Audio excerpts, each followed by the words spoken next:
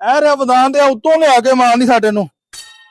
ਲੋ ਜੀ ਜਨਾਬ, ਬੰਦਿਆਂ ਨੇ ਇੱਕ ਚੀਜ਼ ਮੈਂ ਚੈੱਕ ਕਰਾ ਦਿਆਂ ਕਿ ਜਿਹੜਾ ਕਿ ਮੈਂ ਦੋਸਤਾਂ ਨੂੰ ਕਹਿੰਦਾ ਵਾਂ ਕਿ ਅਸੀਂ ਓਰੀਜਨਲ 1 ਨੰਬਰ ਫਾਲਾ ਪਾ ਕੇ ਦਿੰਦੇ ਪਏ ਆ ਜੀ।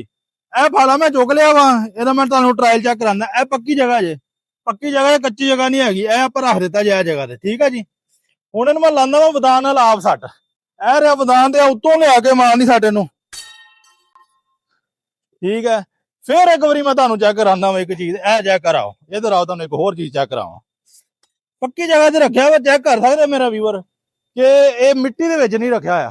ਟੁੱਟਣਾ ਮੁੜਨਾ ਵਿੰਗਾ ਹੋਣਾ ਇਹਦੀ ਅਸੀਂ ਗਾਰੰਟੀ ਦਿੰਦੇ ਆ ਜੀ।